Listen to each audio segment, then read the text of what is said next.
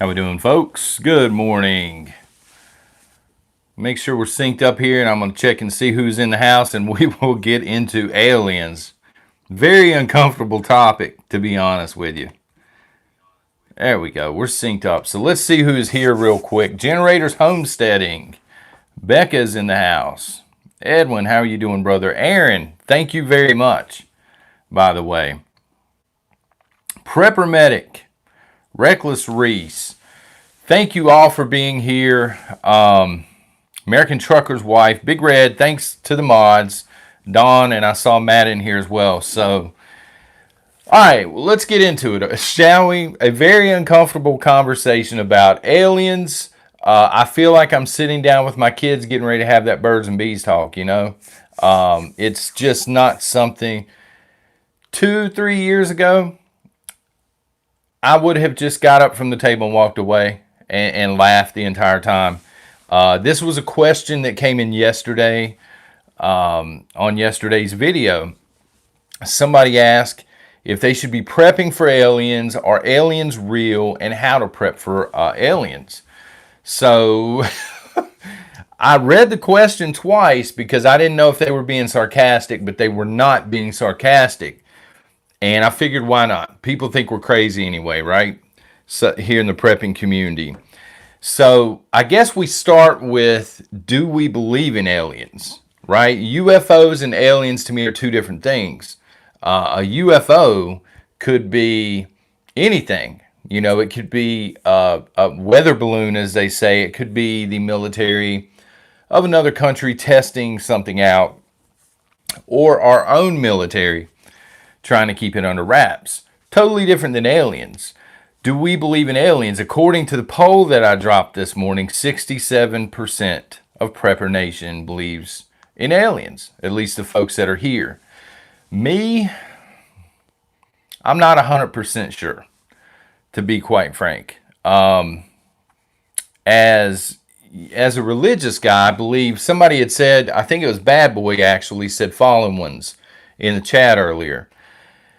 And I think there's some text, I'm not sure if it's official Bible canon text or not, but there's some text out there, I've read it before, where they were talking about fallen ones or demons, if you will, coming back, kind of being ushered in or introduced as aliens, and then doing all kinds of marvelous things that are dubbed miracles, and then people begin to worship them rather than God.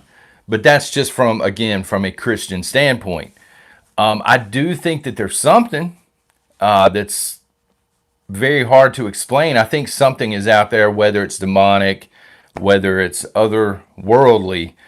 The Pentagon this year, and I dropped this in the intel below, I'm sure most of you have seen it, but they actually released reports where they admit as much.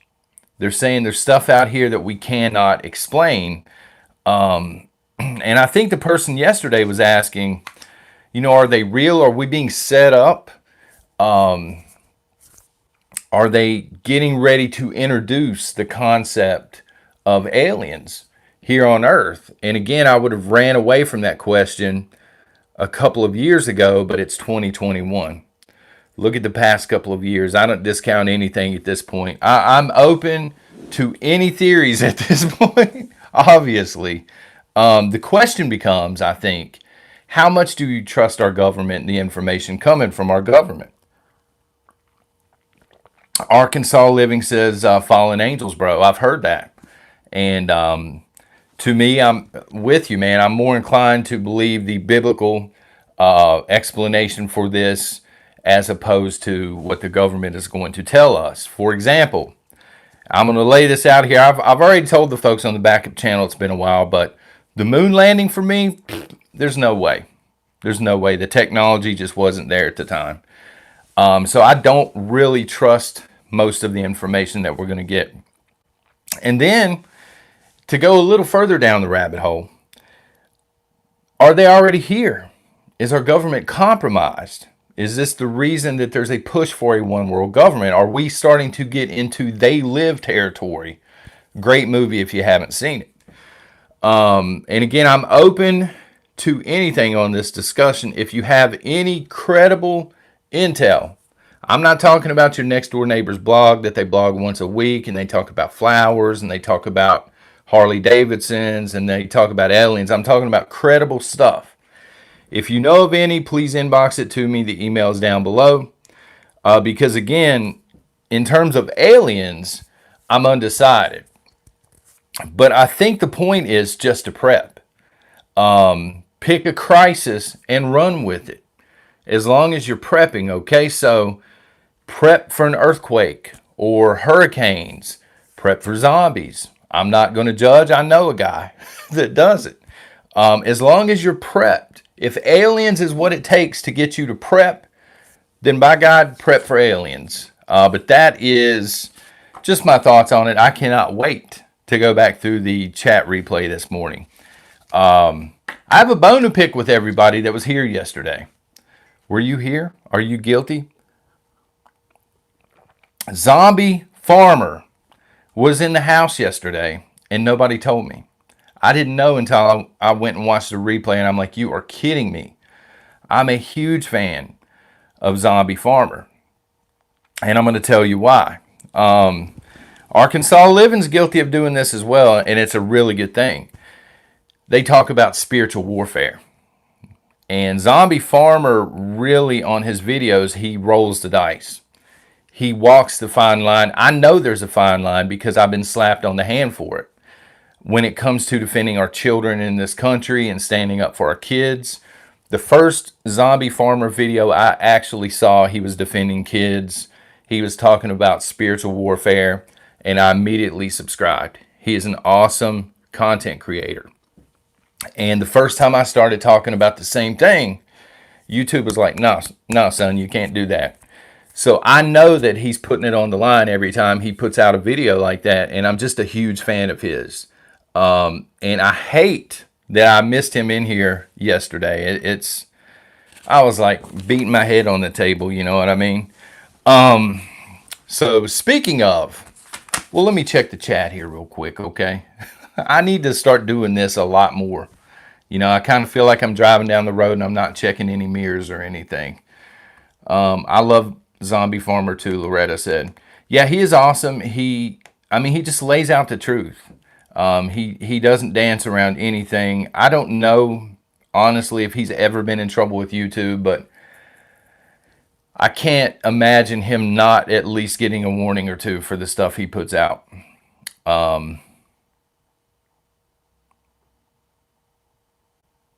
Yeah, Arkansas Living says, my channel kind of freezes when I read the Bible too much. It's true, man. If you talk about Jesus too much, the first warning I got, I was talking about, kids that go missing, and I was explaining to parents, how to prepare your kids for this so that, in case that situation comes up, somebody tries to grab them or something, and no kidding. I got a nasty email from YouTube. They demonetized it, and they gave me a warning. They didn't give me a strike for it, but I couldn't believe it. So Tennessee, I had to write this down. Upperman High School and Stone Memorial High School. This was kind of buried yesterday. The school district a while back, they prohibited teachers or coaches from praying at sporting events. Can't do it. Not allowed to do it anymore. And I thought this was an incredible story when I saw it. The players from both teams, without the coaches or teachers, actually led everybody in prayer. They got down on one knee and they started praying, and people were joining in. And I'm thinking, this actually gives me hope. This is the America I want to live in. There were some people that were sitting on the bleachers. They didn't want to take part in it, and they shouldn't have to. They shouldn't be forced to do it. But if people want to pray before a sporting event, they should be allowed to do it. And so I just wanted to mention that. I know not everybody in here is uber religious, but I don't know. The story got me because these are young people. These are high schoolers. You know what I mean?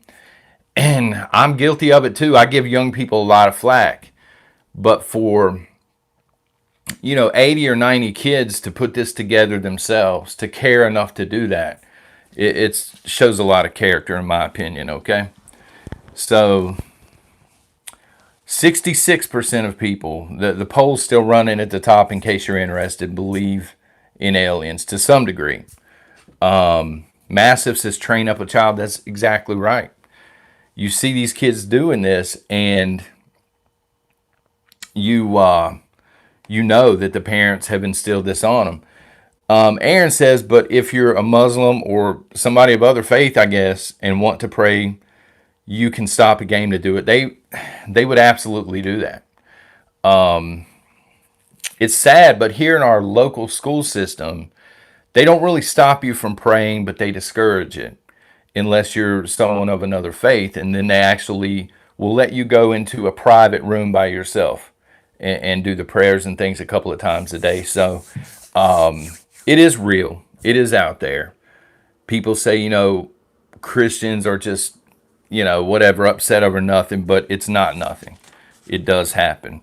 So hospitals are completely overwhelmed, pretty much nationwide. I've gotten several emails. I know a couple of nurses here locally. One of them, Sandy, she actually, growing up, her younger brother, story time, I guess, was my best friend, and we would, play games and football and stuff. She used to beat the crap out of us. She was, 5 or 6 years older. She would beat snot out of us. And then when I had the COVID, she was one of the first people that found out and called my wife and helped out over the phone. But she has even said, hospitals are out of beds, they're out of equipment, and they're extremely short-staffed. And according to Bloomberg.com, so take this with about 20 grains of salt, son, 30% of all nurses that were forced into the mandate, at hospitals that have done it so far in healthcare systems, they've just walked away. They said, nah. 30% of staff nationwide has walked away and decided they're going to do something else with their lives. So, that's 30% of people that were being told last year you're a hero. And now you're the scum of the earth because you won't take a knee on this thing. So that leads us into the next topic, which I think is huge and I think not enough people are talking about, okay?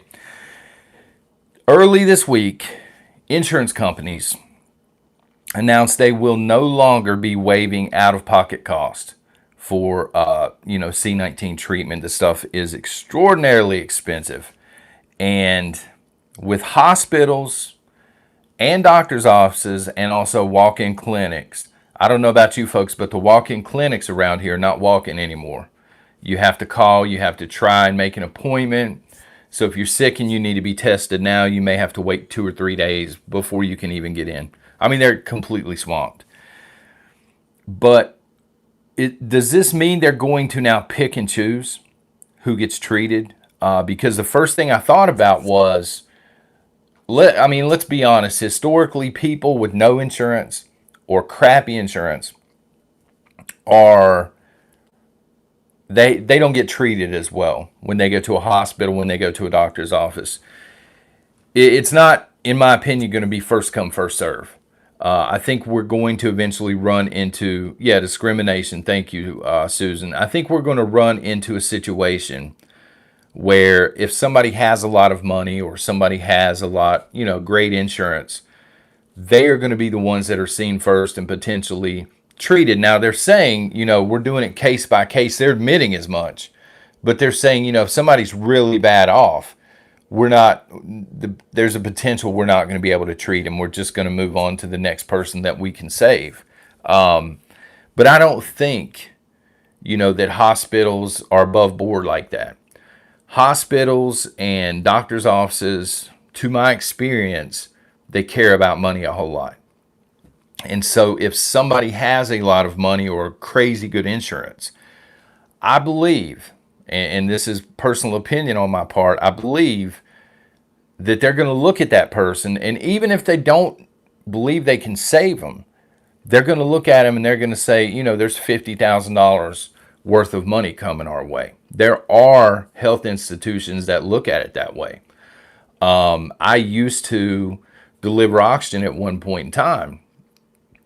Not to get off on too much of a rant here, but we sometimes would deliver tons of equipment to somebody who was not expected to live beyond maybe 48 hours.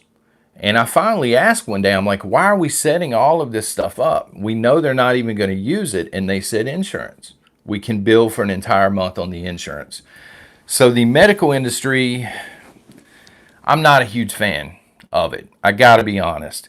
And this looks like they, without coming out and saying it, are going to eventually get to the point where they're setting up what they call them death panels, where they just pick and choose who is going to be treated and who is not going to be treated. And I think they're going to base it off of money, sadly. Blowgun treatment. I've not heard of that, Squeaky. Honestly, I don't know what that is. Rob M., the hospitals and insurance companies are the same company. I mean, they're in bed together, right? Many of them.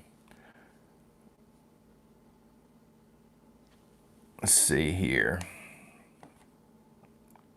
Prashant. I think I'm saying that right. If not, I'm very sorry.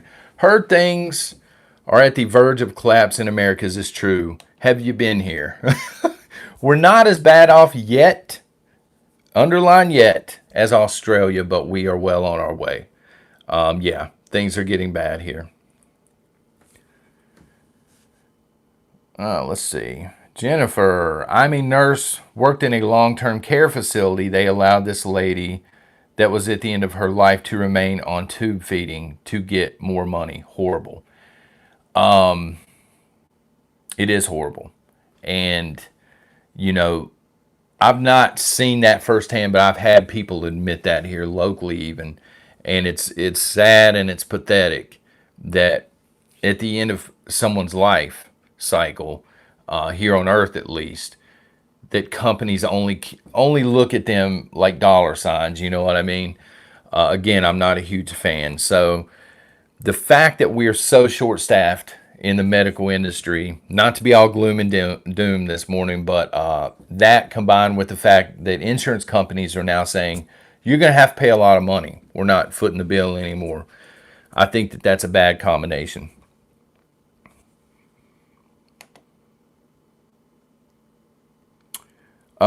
No, my brother is about to return back to America who lives there. I think he'll be fine when he gets here for now, but I mean, things are starting to go off the rails. They really are.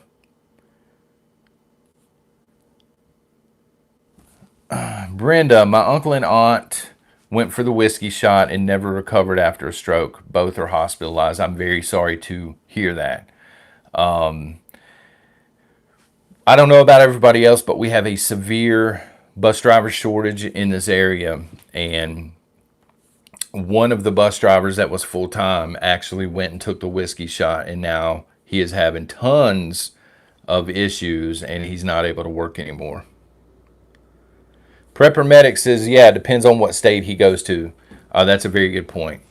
If your brother's going to a conservative or even an independent state, should be fine. If he's going to California or Michigan, maybe not so much.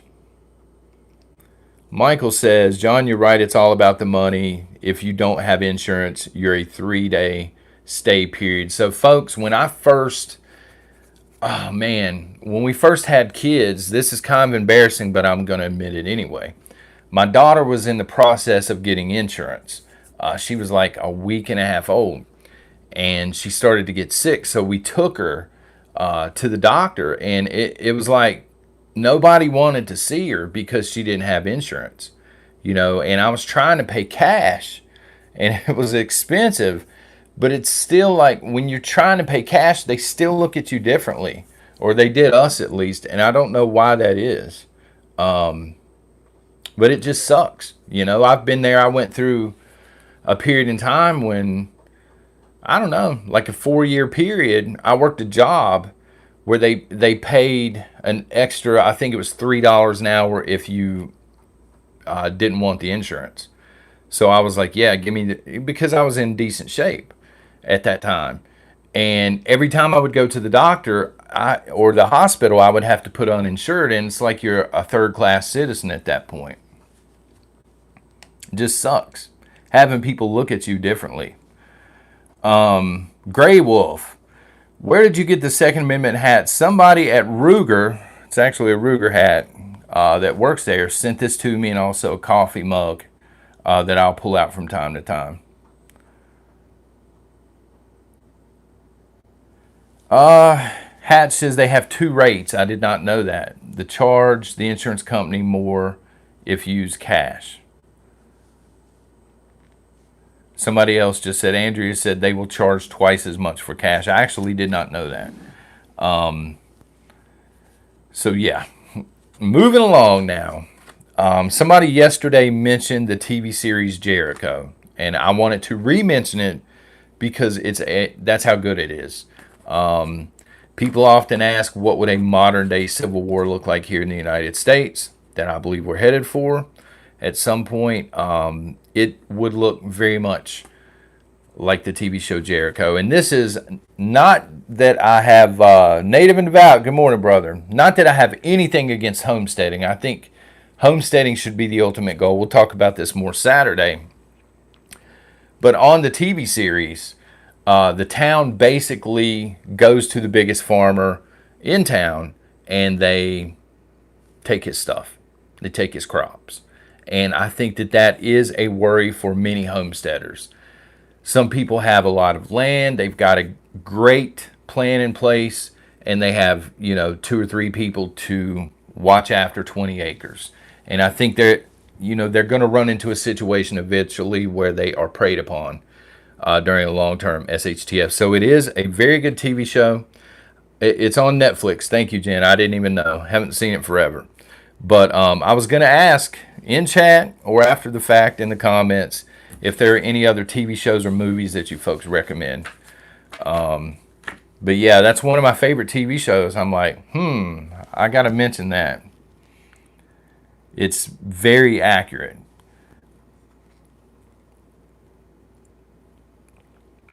I've heard that they've been paying farmers to destroy crops. I've heard both. I've heard some people say that, and then I've heard some farmers say no, they're not doing it. So I don't know one way or the other, but I have heard that. Manifest. We tried Manifest for a few episodes, Mama Jules, and my daughter's the one that watches TV. I rarely watch TV, but Revolution's good, Jessica. I have seen it. I rarely watch TV, folks. Probably once a week, if that. And usually she's sitting down with me, so she kind of got bored with it. I don't know. I thought it was a good show. Texas, Governor Abbott is now lining up cars for miles at the southern border. They're calling it the steel wall. Folks, the Border Patrol down there, they are completely and totally overwhelmed. They cannot stop the people coming in. Put that into perspective for a minute and just think about it. They are lining up vehicles side to side like this, trying to build a wall to keep these people out of Texas at this point. It is a total invasion of Texas. You will hear a lot in the left mainstream media. They will humanize these people, and of course they're humans. We're all human, right? You want to treat people decently.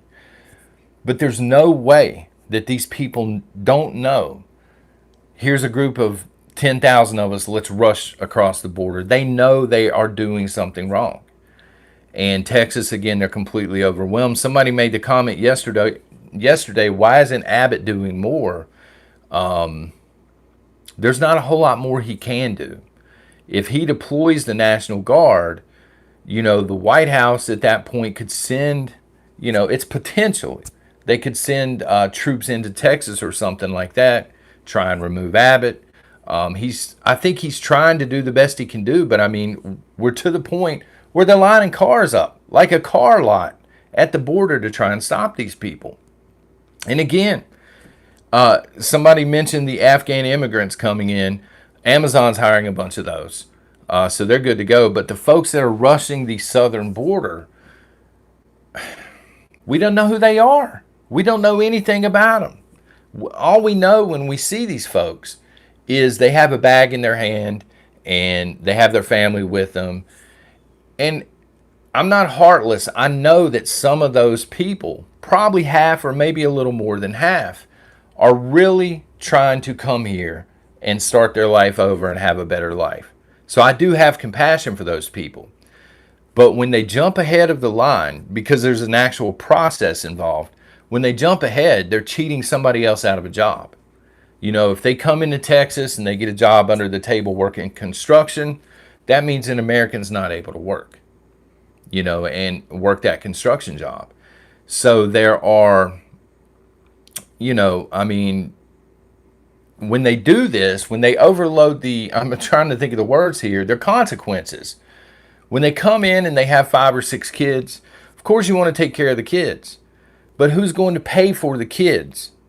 Who's going to help to get them through school? The schools are overwhelmed right now. I can tell you this firsthand. So, I mean, it's not the right time to have thousands and thousands and thousands of people showing up at the border. I mean, America's on the verge of collapse as it is, in my opinion. Rob Lever, 2 immigrants that were brought over have been charged with crimes. And that's the thing, like, we have to vet these people. I don't know what our bureaucrats are thinking, unless it's a thing, you know, to garner votes, because if you have a home and you have people in the home and you are paying the bills at the home, you're not just going to randomly start letting people roll up in with your wife, with your kids, eating all of your groceries, paying nothing. You're not going to do that. You're going to want to know who they are and what they want. You know, you're probably going to answer the door with a shotgun or something like that. I mean, truthfully, random people start beating on the door in the middle of the night wanting in, you're going to answer with a boomstick. Why are we not doing this at the border? I don't know. Bobby says, saw a report yesterday that Haitians were blocking highways in Florida, demanding that more be brought here. So Jen, or as we call her, Chucky, the White House speaker, she says, hey, they're just coming short term. They're not coming here to stay. They don't need the whiskey shot. And yet they've traveled so far that she goes on to say in the same press conference, yeah, we're actually flying some of them back home. It's such a long trek that they can't bus them back. They've been traveling for weeks to get here. They're not going anywhere. And a lot of them now, they're flying some of them back. The rest of them are being released into the United States. They're not providing numbers on how many are being released into the United States. They're giving them papers saying you have to show up at immigration court. Here's your court date. Good luck. Welcome to America. That's what's happening. And most of these people aren't going to show up. They're going to be in a totally different state when that court date rolls around. And it just sucks. You know, they're relocating immigrants all over the place, except for D.C., which I find odd. Nothing against immigrants. Most of us at least, are here because of immigration. But it's a different time. There weren't terrorists who wanted to collapse the United States and, kill everybody. There weren't people like that back then. There were people that were coming through. They were using the process that was in place, and they were trying to better their life. And I have nothing at all against people that want to do it that way. But sneaking in, you are breaking the law before you even get here. Did they cross water to get here? I'm not sure, Lively Prepper. I'm sure some of them did. I know that many are from Haiti, but they're probably from other places as well.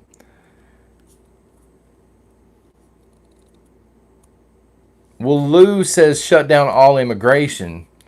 And I understand where you're coming from because it's completely overloaded. But also, that's not fair. We have immigrants that are trying to do it the right way, and they've been waiting years to become U.S. citizens. And it really does make me happy when you'll see a report every now and then or a video of people that are being sworn in as Americans and they've done it the right way. And it makes me proud to see that because those people want to be here. They're so proud of the American flag. They're so proud of everything we stand for. I want those kind of people in this country, but I don't want criminals in this country. You know what I mean? Especially by the thousands.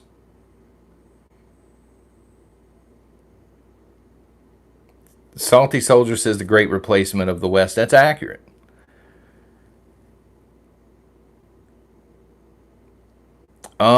Bad boy. That's a very good point. If you're letting this many people, I mean, what is 10 or 15,000 at one point? If you're letting half of those people in, and you are not forcing them to get the whiskey shot, and they're free to move about the country, how are we ever going to stop the COVID? What's the point? What's the point in American citizens in New York City not being able to go into a restaurant? You know, you're not actually going to stop the pandemic doing it this way. They're telling Americans to do it this way, and the White House is over here letting this happen and doing it the total opposite way. It just makes no sense. And then you have Joe, of course. Joe's eating ice cream somewhere right now. I guarantee it. Not hating on him. I like ice cream. Kamala Harris, don't know where she's at. Nancy Pelosi is probably on Capitol Hill right now yelling racism for something. Guaranteed. And AOC is talking about tax the rich. But, yeah, let me know in the comments, folks, what you think about anything that we've talked about today, but specifically aliens. I want to know. I want to know where you stand on aliens. We may bring it back up Saturday. Who knows? It depends on how crazy the comments get after the fact. But I'm going to refill the old coffee cup and cow farts. Thank you, Mama Jules. And go back through and watch the replay. Y'all have a blessed day.